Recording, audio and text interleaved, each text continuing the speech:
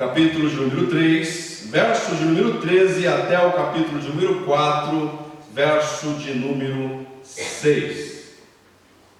Apenas trazendo a memória, Pedro aqui escreve essa carta para animar os irmãos, então para encorajá-los a enfrentar os sofrimentos que a vida nos impõe. Então nós temos aprendido até aqui que ser cristão não é você ter uma carteirinha de isenção de sofrimento. Você irá sofrer, porque se nós temos como exemplo nosso Senhor e Salvador Jesus Cristo, Ele sofreu. Ele, como sendo o nosso exemplo, o maior exemplo como devemos viver esta vida, então você também deve ter ou equipar sua mente com isso. Você também irá enfrentar sofrimentos nesta vida. Nós enfrentamos sofrimento nesta vida. Então é neste contexto que o apóstolo Pedro escreve aos irmãos, avisando-os que o Evangelho não é uma pregação de isenção de sofrimento, mas é um Evangelho, ou seja, é uma pregação que nos habilita a enfrentarmos verdadeiramente os sofrimentos que a vida nos impõe. Numa perspectiva muito mais nobre, numa perspectiva do alto, com uma mente mais elevada, e não apenas sofrer como os ímpios sofrem, entrando em desesperança, não sabendo como lidar com as situações.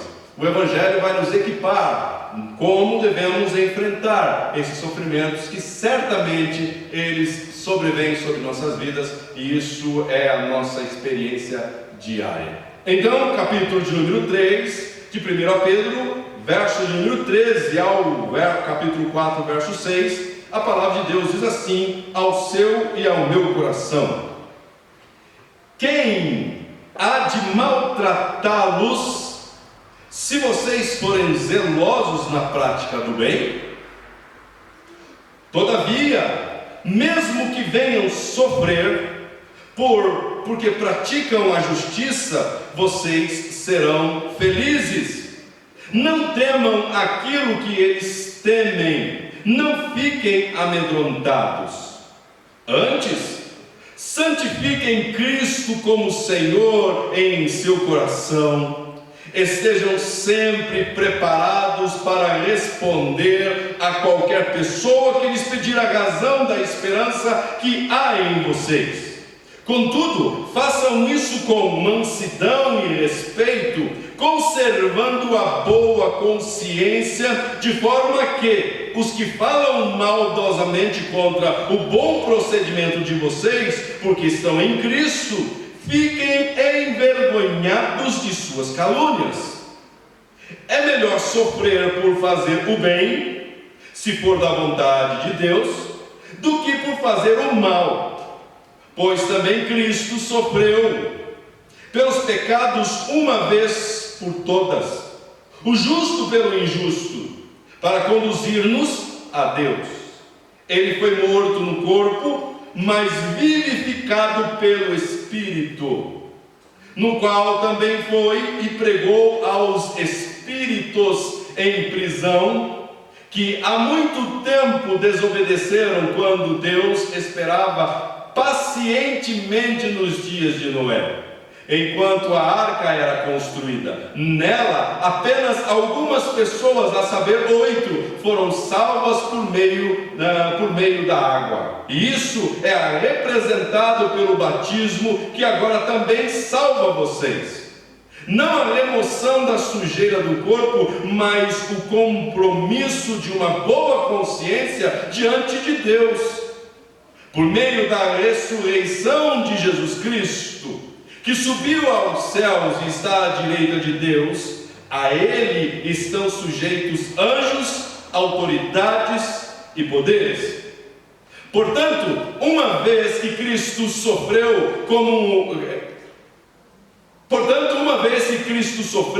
corporalmente, armem-se também do mesmo pensamento. Pois aquele que sofreu em seu corpo rompeu com o pecado, para que no tempo que lhe resta não viva mais para satisfazer os maus desejos humanos, mas sim para fazer a vontade de Deus. No passado, vocês já gastaram um tempo suficiente fazendo o que agrada aos pagãos. Naquele tempo vocês viviam em libertinagem, na sensualidade, nas bebedeiras, orgias e farras, e na idolatria repugnante. Eles acham estranho que vocês não se lancem com ele na mesma torrente de imoralidade, e por isso os insultam. Contudo, eles terão que prestar contas àquele que está pronto para julgar os vivos e os mortos. Por isso mesmo, o Evangelho foi pregado também a mortos, para que eles mesmos, julgados no corpo, segundo os homens, vivam segundo o Espírito, segundo Deus. Amém? Curva a tua fronte, vamos orar.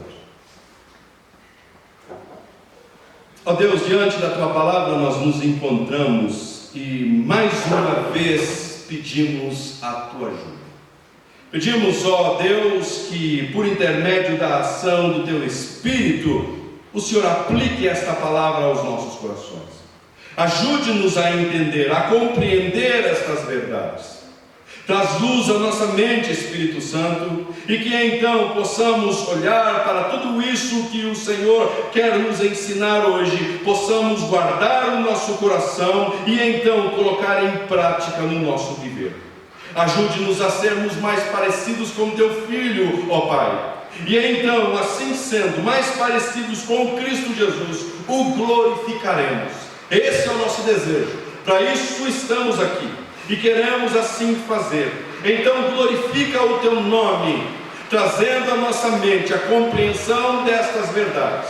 Assim queremos adorar o Senhor, enquanto ouvimos a tua palavra. No nome de Jesus Cristo oramos, agradecidos ao Senhor. Amém.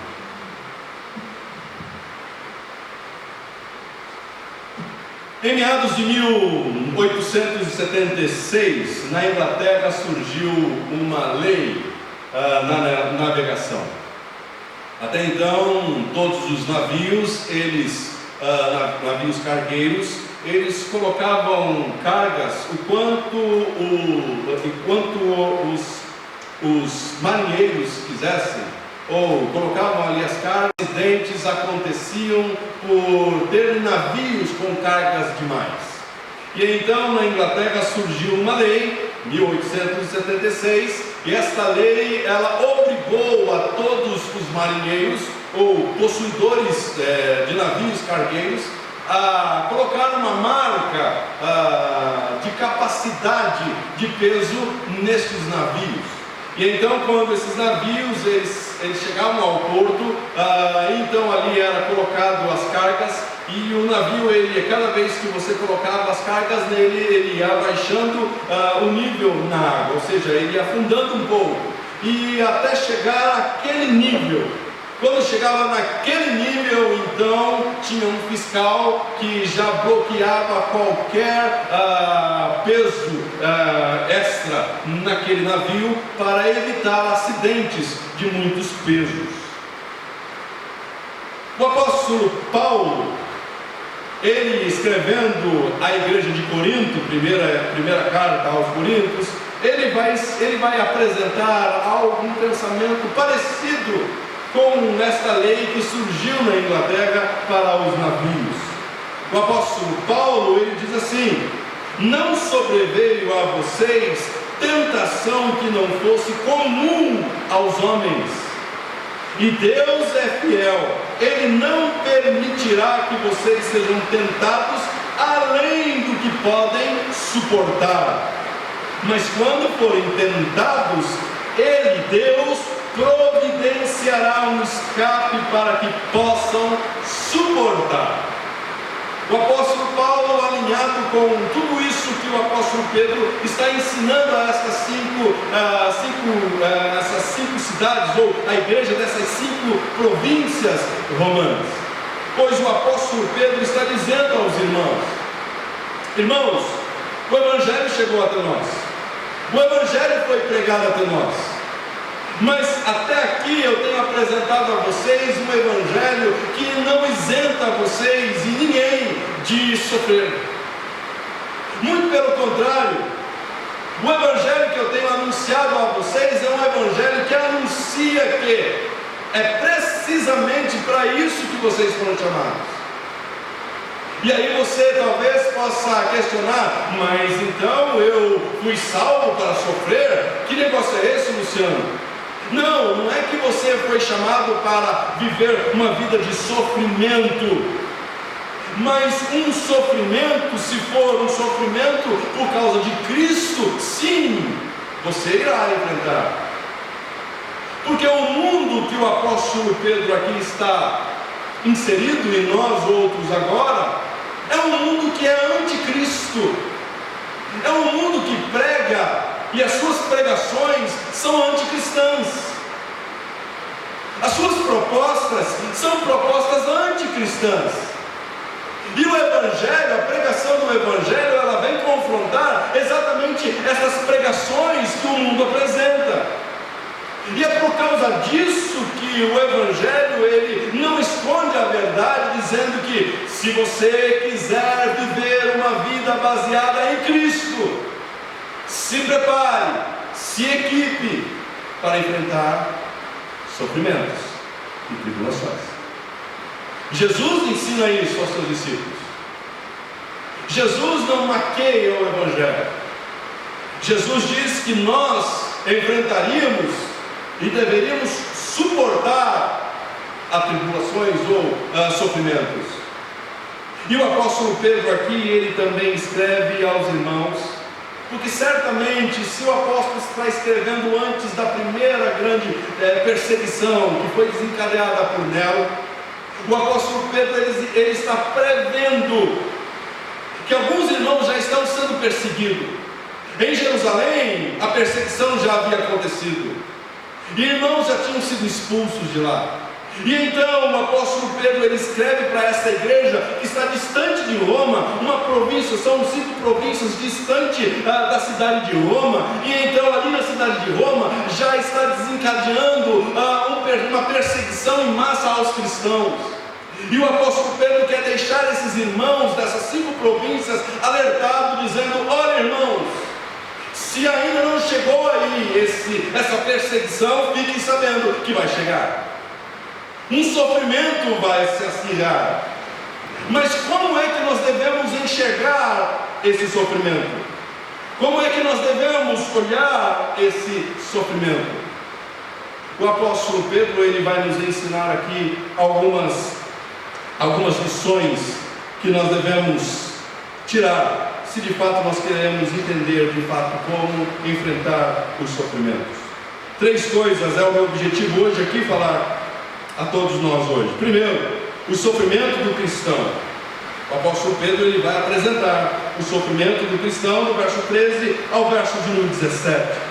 Os exemplos de Cristo no sofrimento, verso 18 ao verso 22, e o proceder do cristão em meio ao sofrimento, no capítulo 4, verso 1 ao verso de número 6.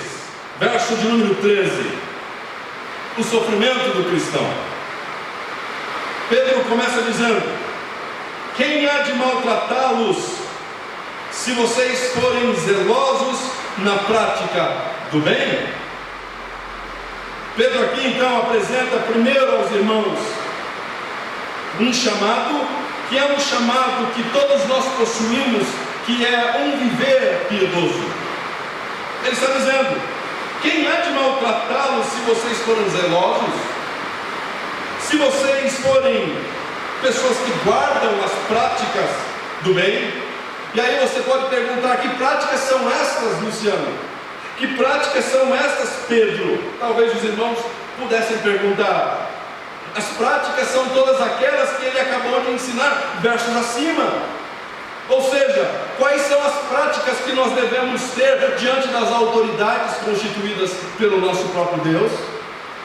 Como é que nós devemos nos portar diante dessas autoridades? Segunda prática que ele apresentou foi como é que nós devemos nos ter, ou como deve ser o nosso proceder diante do nosso patrão, diante aqui no contexto do escravo diante do seu senhor, e o seu senhor diante dos seus escravos. Qual deve ser o proceder de um esposo e de uma esposa dentro de casa? E qual deve ser as práticas dos irmãos quando se reúnem para a adoração? Como que deve ser o viver desse cristão? Então você encontra nos versos acima do capítulo 2, do verso de número 13, entrando no capítulo 3 até o verso de número 12, você vai ver tudo aquilo que as práticas que o apóstolo Pedro está dizendo. Quem é que vai maltratar vocês se vocês viverem dessa forma? Quem é que vai maltratar você, Juliana, se você proceder assim, de forma compassiva, de forma amável, de forma misericordiosa? Quem é que vai maltratar você, Antônio Marcos, se você diante do seu patrão for um excelente empregado e então não apenas fazer o que pede, mas ir além, não por causa do seu patrão, mas por causa de Cristo, porque o seu patrão não está de olho em você em todos os momentos, mas Cristo está. Como é que você, João, como esposo, deve se portar dentro da sua casa? Como você, Regina, deve se portar dentro da sua casa como esposa? Então o apóstolo Pedro está dizendo: quem é que vai maltratar vocês se vocês praticarem tudo isso que vocês aprenderam? Quem é que vai poder falar alguma coisa de vocês? No quesito moral, vocês são íntegros. No quesito cívico, responsabilidades civis, vocês são íntegros. No relacionamento entre os seus irmãos, entre a sociedade, vocês são íntegros. Então, quem é que vai maltratar vocês por causa disso? A resposta deveria ser: ninguém. Ninguém. Se a sua esposa está te maltratando, talvez tem que olhar pelo texto.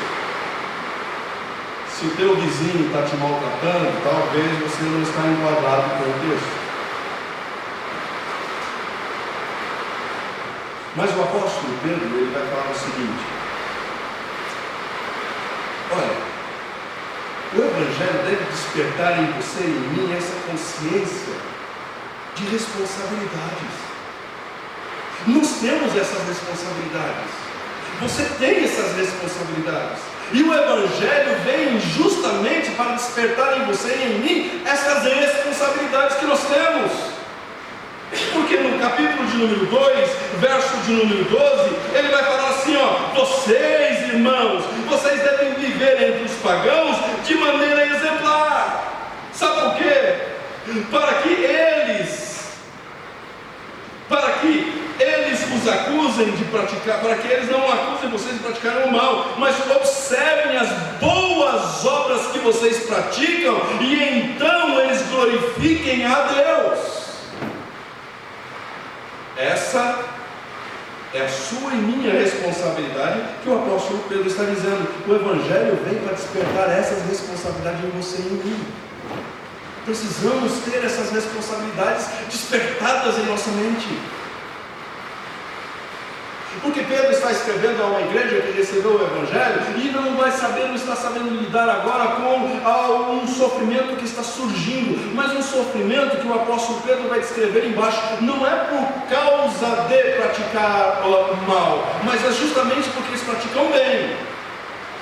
Mas primeiro ponto, o apóstolo Pedro está dizendo: vocês estão sofrendo? Sim. Então, antes de qualquer coisa, avalie a mente de vocês, se o proceder de vocês está de acordo com as Escrituras. Porque se vocês estiverem sofrendo por praticar o mal, vocês estão sozinhos nessa. Vocês estão só. Não adianta pedir a ajuda de Deus para que Deus te abençoe. Um exemplo, no teu trabalho, se você no seu trabalho não exerce as suas responsabilidades como cristão,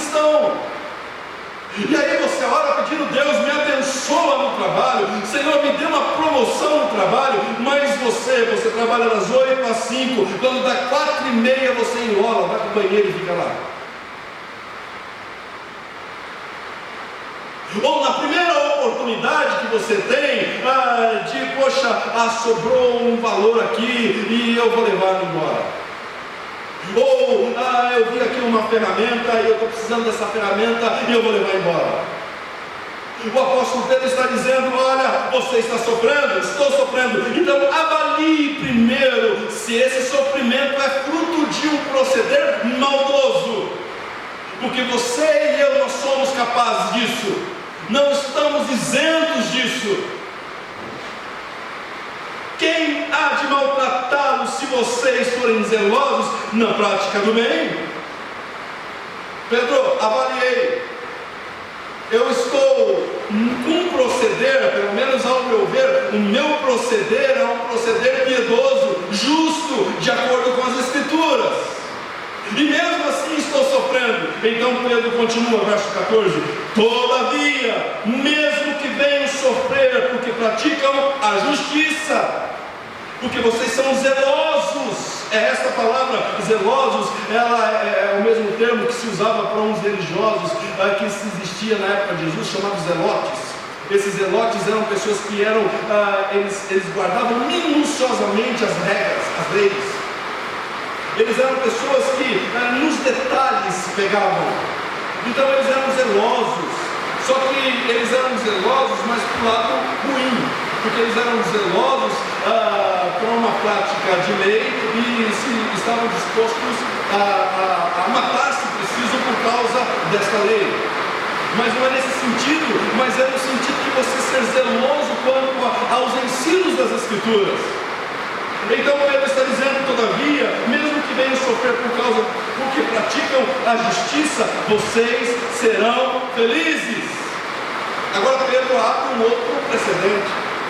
Pedro diz assim: olha, tudo aquilo que eu ensinei para vocês acima é um proceder cristão, mas também é um proceder que um pagão pode ter. Você encontra profissionais excelentes, você encontra esposos e esposas sem Cristo que são pessoas que são acima da média. Você encontra pessoas boas neste mundo, você encontra. E quando elas praticam estas coisas, elas são bondosas, elas são caridosas, elas evitam muitas coisas, muitos sofrimentos.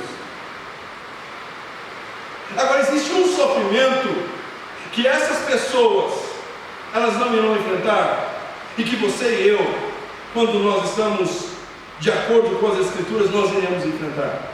Qual é? Pedro vai falar: porque vocês praticam justiça.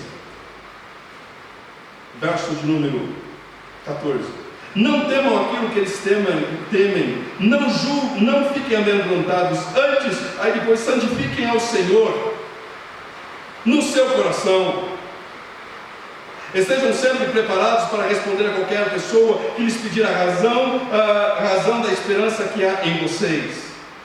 Verso de número 16: contudo façam isso com mansidão e respeito, conservando a consciência, de forma que os que falam maldosamente contra o procedimento de vocês, porque estão em Cristo. Vocês estão em Cristo. Pedro está dizendo: o Evangelho chegou até vocês, os olhos de vocês foram abertos para a verdade do Evangelho. Então vocês creram na pessoa de Cristo, e agora, por crerem na pessoa de Cristo, vocês vão enfrentar oposições.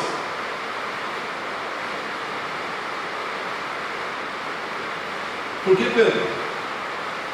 Porque este mundo é um mundo que é anticristo. É um mundo que não está a favor de Cristo. E vocês agora estão sujeitos a enfrentar essas provações, tribulações, sofrimentos, se vocês viverem em Cristo. Mas Pedro está dizendo: mesmo que isso aconteça, não amedronte. E aqui a gente entende o contexto, é porque Pedro está escrevendo para uma igreja que também está enfrentando algo que os irmãos de Roma também enfrentam. O imperador, ele desejava ser chamado de Senhor. A palavra Kyrios, Senhor.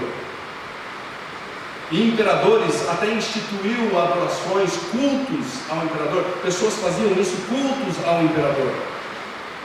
E agora Pedro está dizendo: vocês não apenas vão ter uma atitude, características de uma pessoa, um cidadão exemplar, mas também vocês agora passaram a estar debaixo de um outro senhorio. O Senhor de vocês não é mais o imperador, não é mais César. O Senhor de vocês, o Kyrios de vocês é Cristo. E o que Cristo ensina, e o que o Cristo pede a vocês, está superior, está muito acima do que o próprio imperador irá pedir a vocês. Lembrem-se que aqui o contexto é de uma perseguição, de fazê-los abandonar a sua fé. Lembrem-se que aqui a perseguição é de fazê-los blasfemar contra o seu Senhor Jesus o Cristo. E Pedro está dizendo: pode ser que vocês, mesmo praticando as coisas que são louváveis que eu ensinei em cima, pode ser que vocês, por causa de Cristo, vocês sofram.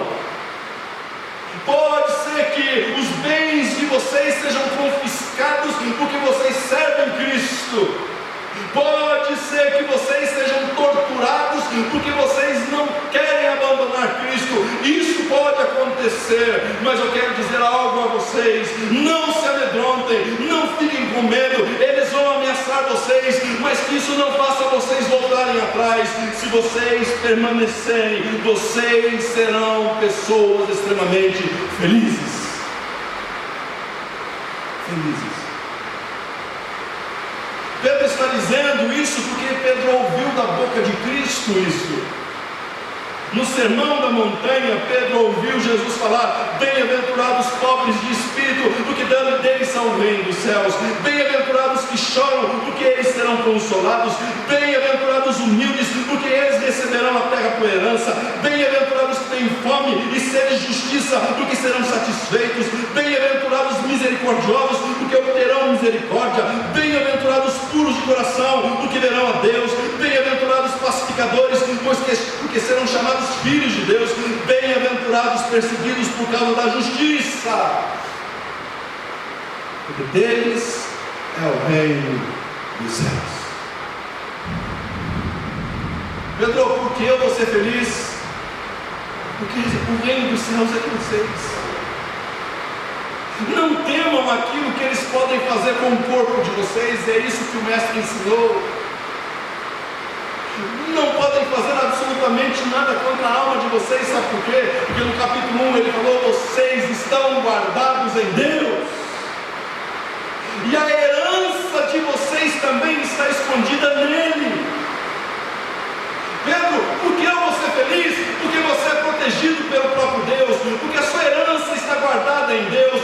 Você tem um reino. Bem-aventurados perseguidos por causa da justiça, porque deles é o reino dos céus. Vocês serão felizes. Não temam, não fiquem amedrontados. Essa semana alguns ficaram com medo. Ligaram a TV e viram um míssil caindo lá no Irã. E alguns logo já levantaram desesperado: a guerra vai começar. Indícios de uma terceira guerra mundial vai se iniciar. E alguns que não estão firmados nas verdades do Evangelho já entraram em desespero.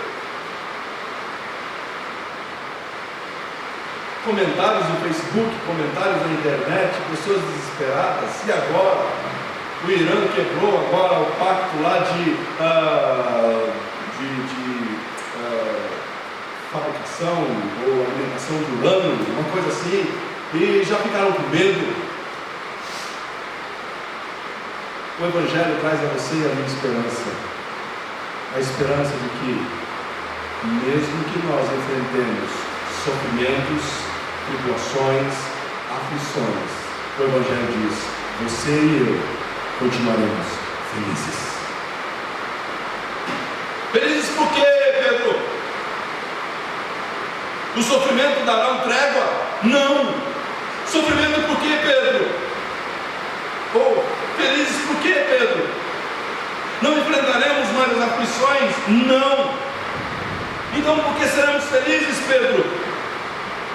Vocês serão felizes porque vocês estão praticando a justiça. E eu ouvi do próprio Mestre que aqueles que são perseguidos por causa da justiça, eles herdarão o reino dos céus.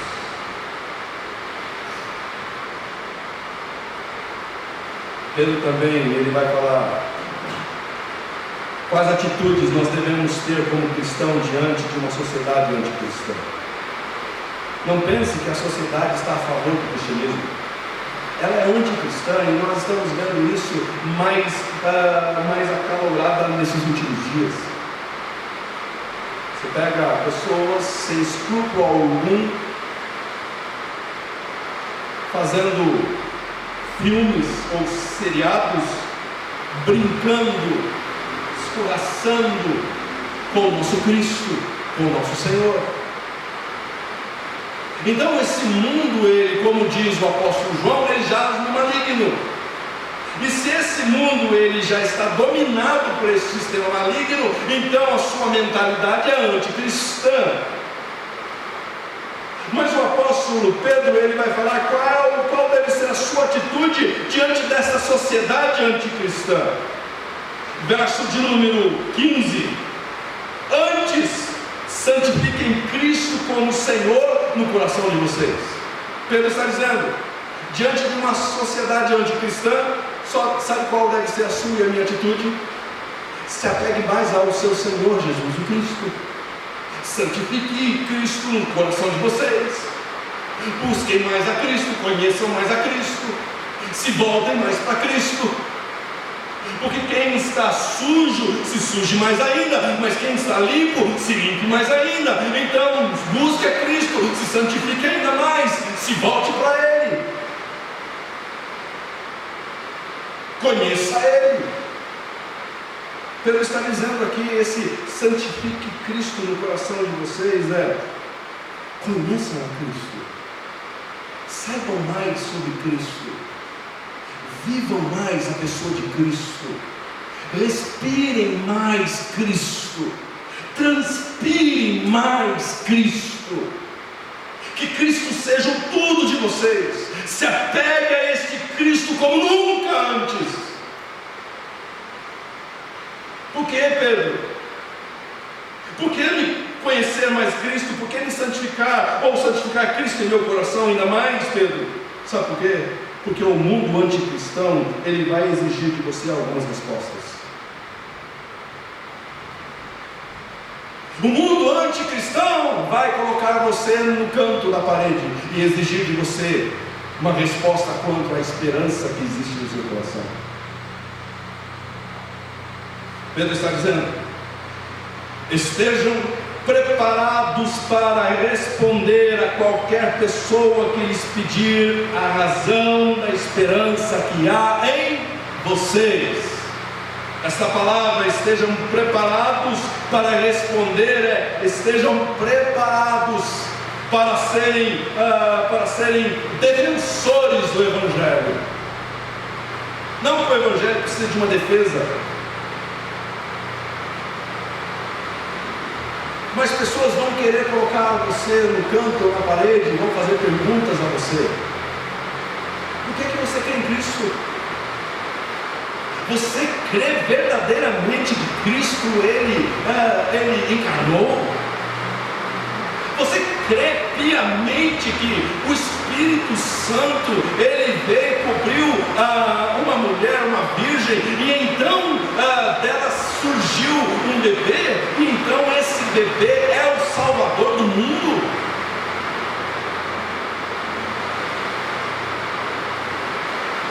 São exatamente essas perguntas que o mundo fazia na época de Pedro e fazem hoje.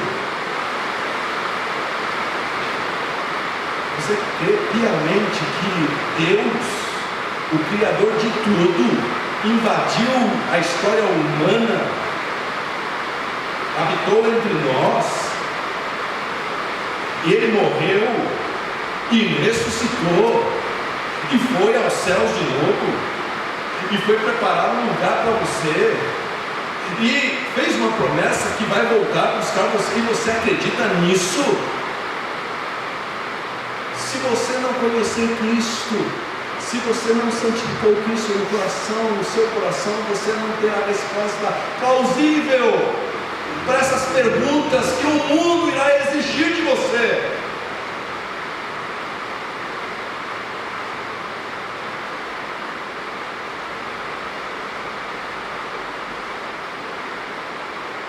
Aqui no contexto vocês querem ter esse Senhor Jesus como Senhor e não Imperador?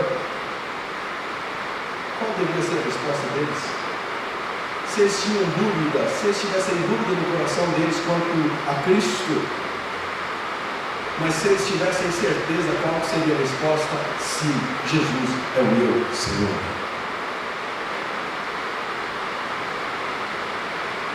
Mas Pedro não apenas fala isso.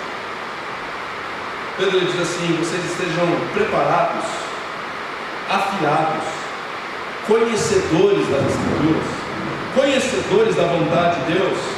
Vocês estejam preparados para responder a qualquer um que pedir a razão da esperança que há em vocês, mas que a resposta que vocês derem ao mundo não seja uma resposta uma resposta arrogante, não seja uma resposta sem humildade. A resposta que você deve dar deve ser uma resposta em conformidade às características do Evangelho. Que características são estas? Deve ser uma resposta em forma de humildade, uma resposta em mansidão, uma resposta com respeito e uma resposta com uma boa consciência. Contudo, verso 16: contudo, façam isso com mansidão e respeito, conservando a boa consciência. Qual o conselho? Fuja de debates de Facebook. Fuja. Fuja de comentários. Se alguém perguntar a você e a pergunta for para obter de você uma certeza do que você crê, responda com inteligência, sabedoria, sem deixar de lado humildade, mansidão e consciência. Se você perceber que a pergunta é para arrumar encrenca, não responda nada. Aprenda de Cristo. Quando fizeram perguntas para ele, quando ele estava sendo questionado por Pilatos, a maioria delas ele ficou calado. Ele ficou calado. Aprenda com Cristo.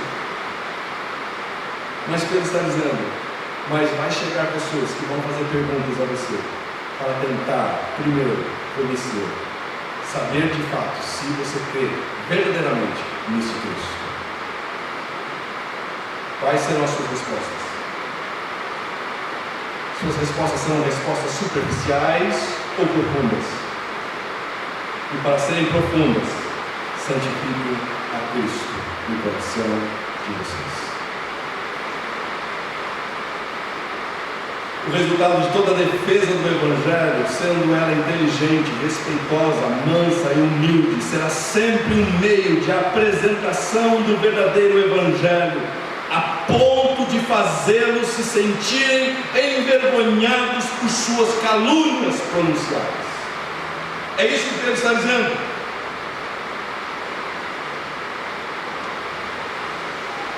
Contudo, façam isso com mansidão, verso 16, conservando a boa consciência, de forma que os que falam maldosamente contra o bom procedimento de vocês, porque estão em Cristo, fiquem envergonhados de suas calúnias. Pedro, falaram mal de mim? Falaram. Mas o que falaram? Pedro, falaram que eu sou uma pessoa agora que não aceita mais as práticas que eles desejam, que eles querem apresentar. Que práticas são essas? São práticas de que eu não quero me associar mais às pessoas, eu quero ficar isolado, para mim pouco interessa as pessoas. Não, isso não é uma boa prática, porque você está no mundo, você tem que se relacionar. Pedro, estão falando mal de mim. Por que estão falando? Porque no meu relacionar com as pessoas, eu não quero me envolver com suas práticas maldosas. Aí sim, porque você está em Cristo agora, as suas práticas não devem ser práticas como doutora, mas novas práticas. Estão praticando isso, estão falando mal, Pedro. Muito bem, estão falando mal, mas uma hora eles vão cair em si e ficarão envergonhados das suas calúnias, porque são verdades, são mentiras. Verso 17, Pedro continua: é melhor sofrer por fazer o bem, se for da vontade de Deus, do que por fazer o mal. Pedro está dizendo: é melhor você, por fazer o bem, sofrer, do que você sofrer por fazer o mal. Eu já vi vários cristãos reclamarem porque pessoas estão falando mal delas, mas estão falando mal delas com razão, porque o proceder delas não é um proceder exemplar, não é um proceder cristão, não é um proceder cristão. E quantas pessoas estão denegrindo o nome de Cristo por causa do seu proceder? Pedro está dizendo: se vocês sofrerem, que seja um sofrimento por causa do bem e não por causa do mal.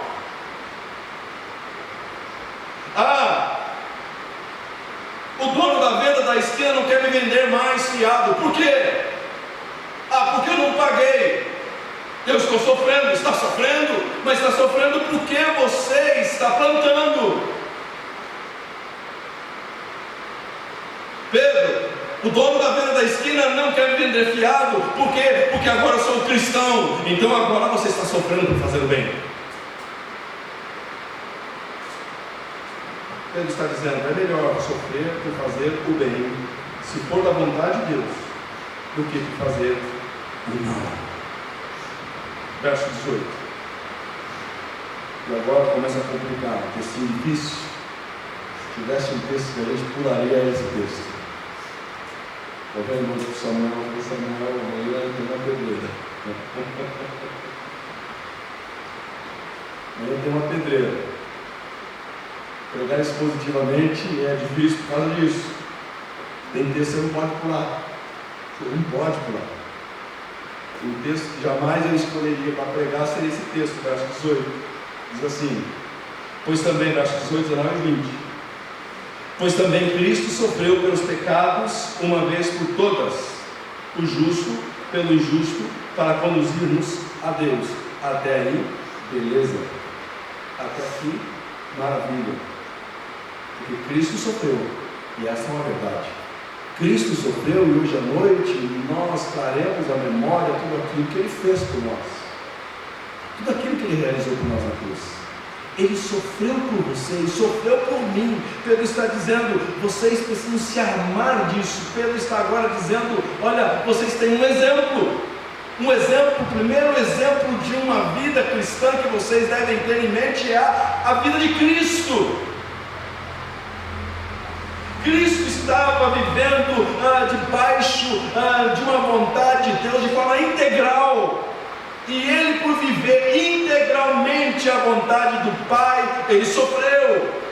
Então armem-se, ele vai falar isso um pouco mais abaixo, nós vamos semana que vem ver esse texto. Armem-se também desse sentimento, ou seja, que vocês observem Cristo por estar debaixo da vontade do Pai. Ele não foi isentado de sofrer, antes sofreu por você, sofreu por mim. E outra, nós sofremos às vezes, muitas vezes, por causa dos nossos próprios pecados e delitos. Ele sofreu não por causa dos pecados dele, mas por causa dos seus e meus pecados.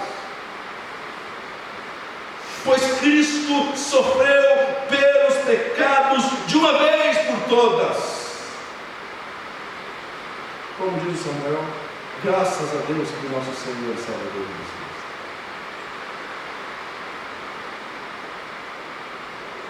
O justo pelos injustos. E qual o propósito? De fazer você e eu sermos conduzidos a Deus. Que verdade. Como eu gostaria que o texto terminasse aqui. Como eu gostaria que o texto não andasse mais e acabou aqui. Fecha a sua Bíblia e... Não. Vamos fazer assim. Verso de número 18 ainda continua. Ele foi morto no corpo, mas vivificado pelo Espírito. Aqui começa o primeiro problema. Porque na nossa Bíblia, na nossa tradução NVI, está dizendo aí, se você olhar para a sua Bíblia, vai estar com Espírito com letra maiúscula, não é isso? Se você tem um celular, se você quiser colocar na versão Almeida corrigida atualizada, não corrigida, Almeida revisada atualizada, RCA, revista corrigida, é isso, atualizada, e não R, AC. Você vai ver que o Espírito aí vai estar com uma letra minúscula. É um grande problema aí, porque muitos acreditam que esse Espírito aqui faz referência ao Espírito de Cristo homem, Cristo sendo o Espírito de Cristo homem, aquele Espírito que ele ora para o Pai e diz assim: Pai, em tuas mãos eu entrego o meu Espírito, esse Espírito. Outros vão falar que não, esse Espírito faz referência ao Espírito Santo, portanto, E maiúsculo. O tradutor da NVI entendeu que é o E maiúsculo, e eu também entendo, lendo isso aqui, e depois de ler muitos outros comentários, muitos outros biblistas, eu entendo que é também com E maiúsculo. Mas tem muitos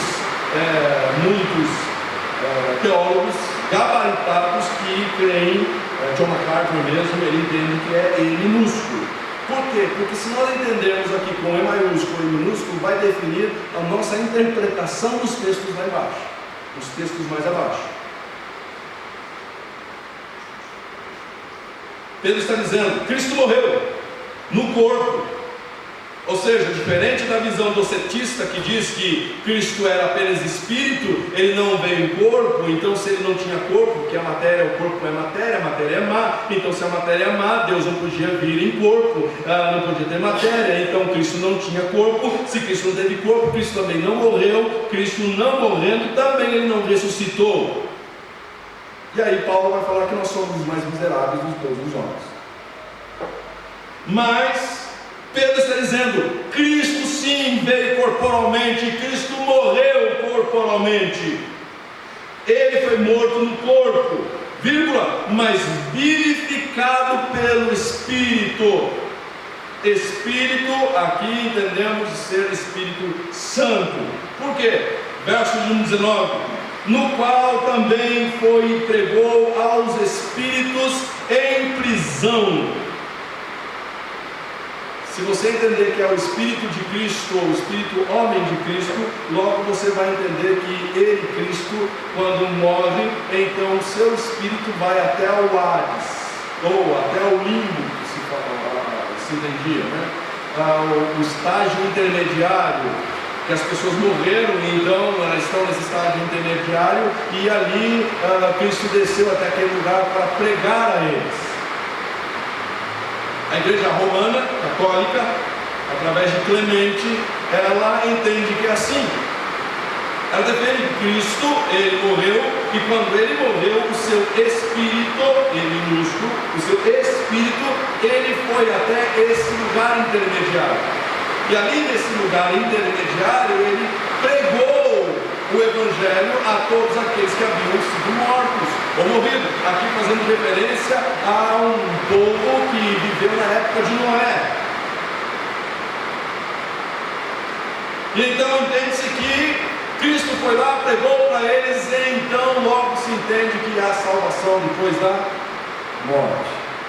Por isso que eles defendem esse texto, porque a visão deles é que existe um purgatório, um lugar onde as pessoas que não eram tão ruins assim, elas vão, e aí elas ficam ali, e aí vai expurgando, vai purgando os seus pecados, e então depois elas são conduzidas aos céus. Totalmente antibíblica, essa visão totalmente antibíblica. Mas não existe apenas essa visão, existe uma outra visão também, que é o que MacArthur ele entende. MacArthur, de fato, ele não vai falar que existe salvação pós-morte, mas MacArthur vai falar que esse Espírito, sim, é o Espírito humano de Cristo, pois Cristo pregou aos Espíritos, e esses Espíritos aqui são anjos caídos, que lá em Noé, na época de Noé, teve anjos que vieram e tiveram relações com as filhas dos homens. Esses anjos, eles caíram, ou seja, esses anjos foram expulsos, aprisionados. E Cristo, então, na sua morte, ou após a sua morte, antes da sua ressurreição, ele vai até esse lugar, e ali, então, ele prega a esses espíritos, a esses anjos aprisionados. E pregando a esses anjos aprisionados, ele não prega, obviamente, salvação a eles, mas prega o seu triunfo sobre a morte, sobre principados, sobre potestades, aonde o apóstolo Paulo falou lá em Colossenses, que triunfou publicamente sobre eles e os expôs publicamente na cruz do Calvário. Mas existe uma terceira visão, que vai falar aqui, que é a que mais nós temos menos problemas, aliás, que temos menos problemas, porque essa segunda tem um problema muito grande, que é o problema que se anjos vieram para a terra e tiveram relações com as filhas dos homens, então aquilo que Cristo falou quando foi questionado em Mateus 22, falando sobre de quem vai ser a esposa, porque morreu um, casou, a esposa casou com o outro, aí esse outro morreu também, a esposa casou com o outro, e teve lá 3 esposos, e quando ela chegar no céu vai encontrar os seus 3 esposos, de quem que vai ser? A mulher vai ser de quem? Aí Jesus vem e fala assim: olha, vocês serão como os anjos. Os anjos não têm, ou seja, lá não se dão em casamento. Ninguém casa, ninguém descasa, não tem divórcio. Não vai existir isso. A gente não vai precisar tratar de divórcio. Não vai existir absolutamente nada disso. Então os anjos não se dão, não existe casamento lá. Vocês serão como eles. Então aqui já teria um grande problema. Então Jesus vem a Pedro. Eu entendo que Pedro está querendo dizer o seguinte: que Cristo, ele pregou, verso 19, no qual também pregou aos espíritos em prisão, quando está falando, fazendo referência, e o verso 29, que há muito tempo desobedeceram quando Deus esperava pacientemente nos dias de Noé, enquanto a arca era construída. Nela apenas algumas pessoas, a saber 8, foram salvas por meio da água. Eu entendo que aqui não é que Cristo morreu e o seu Espírito foi pronunciar ou pregar para pessoas ou espíritos que estavam presos, mas sim Pedro fazendo referência, e dá mais sentido, porque Pedro cita o nome de Noé, Pedro coloca aqui no meio Noé. Pedro está dizendo: Noé foi sim um representante, ou seja, uma tipificação de Cristo nos seus dias. Pedro está dizendo: Noé foi, ele vai tratar isso na sua segunda carta, ele vai falar no capítulo de número 2, ele vai falar que Noé, ele era um pregoeiro da justiça, ou seja, um anunciador, um pregador da justiça, e que 8 pessoas foram salvas. Ele repete isso também no capítulo número 2 de 2 Pedro. Depois alguém que achar pode me ajudar depois, quem conseguir encontrar. De 2 Pedro, ele fala que Noé, ele era um pregador da justiça. E então Pedro está dizendo que Noé só pregou a justiça porque sobre ele estava o Espírito de Cristo. Pedro pregou o Evangelho a eles, pregou a justiça a eles, porque sobre ele estava lá atrás o Espírito de Cristo anunciando aquelas pessoas que estavam ouvindo: olha, vocês precisam obedecer, vocês precisam se voltar para Deus.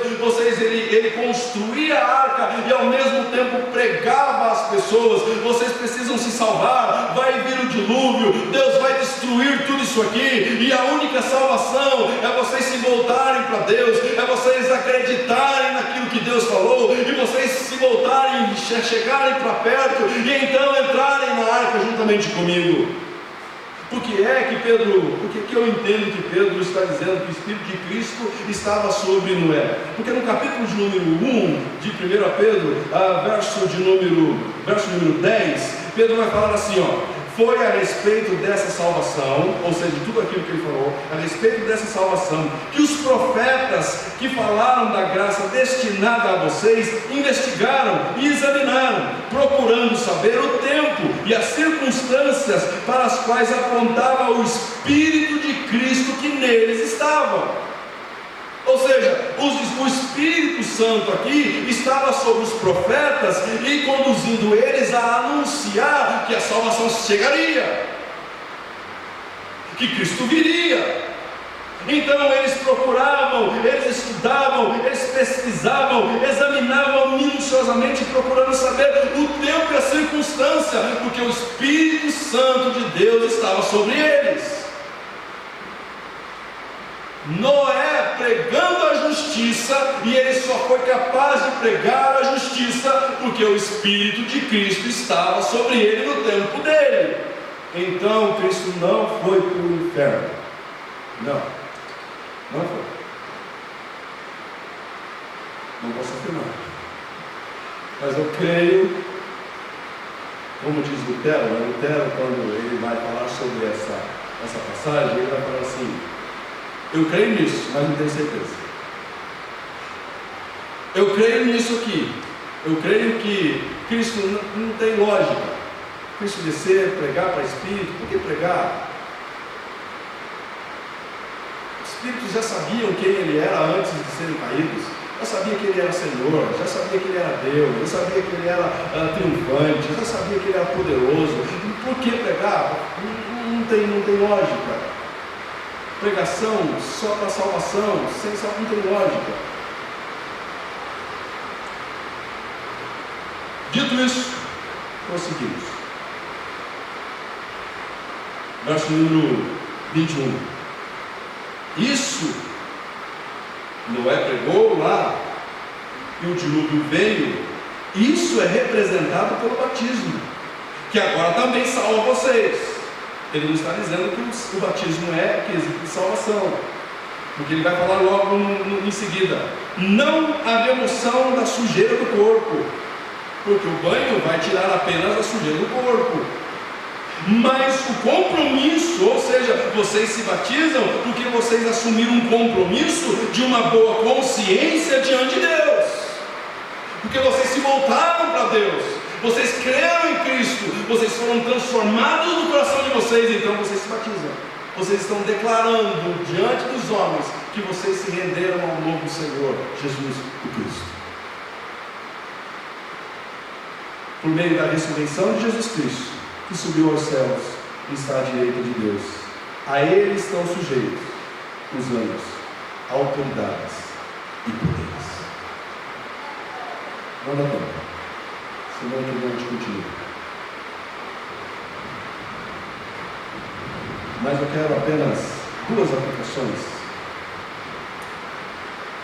para nós hoje à noite. Primeira delas,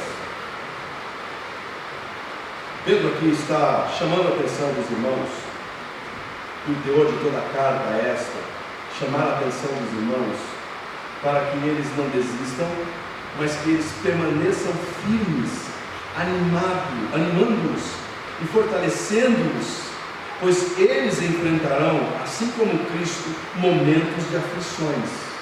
Pedro está dizendo: vocês vão enfrentar aflições. Se Pedro estivesse aqui hoje pregando no meu lugar, como eu gostaria que ele estivesse pregando aqui no meu lugar hoje, para ele explicar essas passagens difíceis que ele colocou aqui, e depois ele vai falar que Paulo escreve coisa difícil, né? Ele escreveu umas coisas difíceis aqui. Se Pedro estivesse aqui hoje ensinando a gente, ele ia falar assim: Irmãos, vocês pensam que mudou alguma coisa? Vocês pensam que o Evangelho, ele é uma carteirinha de isenção de sofrimento?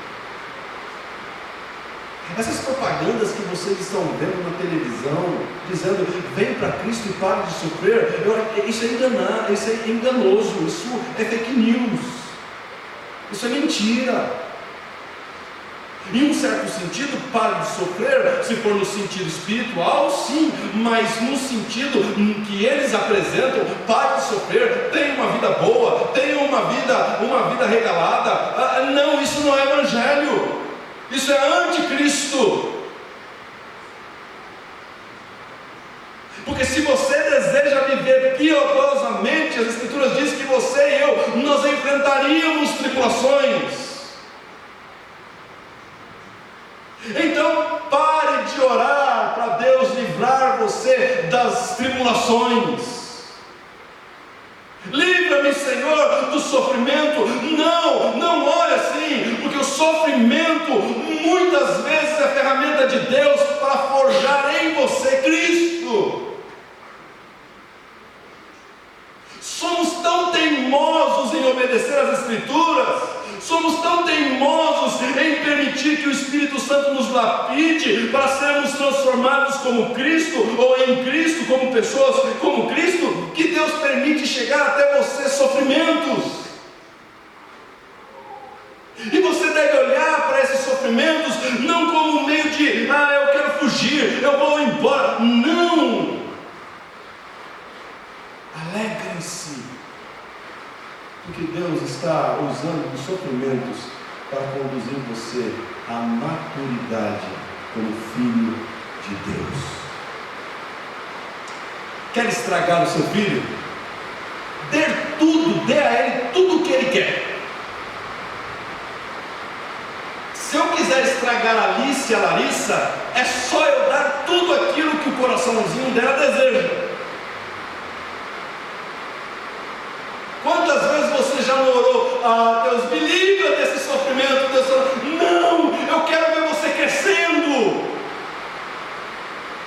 O que Pedro está dizendo? Porque muitos sofrimentos é vontade de Deus sobre a sua vida, e você está orando, Senhor, eu não quero esse sofrimento. Em outras palavras, você está dizendo, Senhor, eu não quero a sua vontade.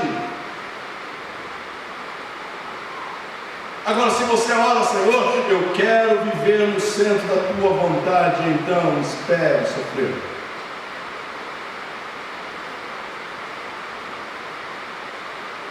Mas Pedro está dizendo, mas ao invés de despertar em você desespero, que você entenda que é o amor de Deus sobre a sua vida. É Deus conduzindo você a atingir um novo estágio. Segunda aplicação. Não apenas entenda os sofrimentos como ferramentas de Deus para forjar Cristo em você, mas procure, diante dos sofrimentos, se preparar para enfrentar oposições. Porque se você viver de maneira piedosa, você vai sofrer oposição. Prepare ao máximo que você conseguir para você oferecer respostas inteligentes, baseadas nas Escrituras, a todos aqueles que pedirem a razão da esperança que temos dentro de nós. Esteja preparado. Esteja preparado. Que assim seja o seu e o meu caminhar em Cristo Jesus. Amém? Tudo bem, somos gratos a Deus, gratos por esta verdade que a tua palavra nos traz. Gratos a Deus por sermos contados como teus filhos. Gratos, ó Pai, por Senhor ter nos dado esta tão grande salvação, elaborado ela de uma forma tão magistral, de uma forma tão gloriosa, a ponto de enviar o teu único Filho, Jesus, o Cristo, o nosso Senhor, para morrer em nosso lugar. E então, para que pudéssemos ter esse privilégio que temos, de ouvir o Senhor, sermos contados como um dos teus, e então cantar: somos um destes tais que um dia estarão na glória com Cristo. Ajude-nos a enfrentarmos as tribulações e sofrimentos. Não nos dê, Senhor, espíritos de pessoas covardes, que olham para trás e voltam, abandonam por causa do sofrimento. Antes, que o Senhor nos dê ousadia e ousadamente prossigamos para o alvo da nossa fé, que é Cristo Jesus. Nele oramos, nele agradecemos e nele nos deleitamos. Amém.